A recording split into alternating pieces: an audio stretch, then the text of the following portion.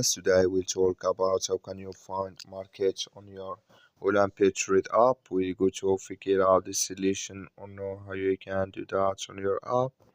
So you just follow this ways, then it's going to work with you. All you have to do in first.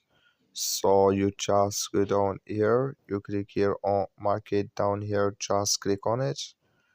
So then it's going to take you to next step here. It's going to show for you like this. Here you will find all markets you're looking for.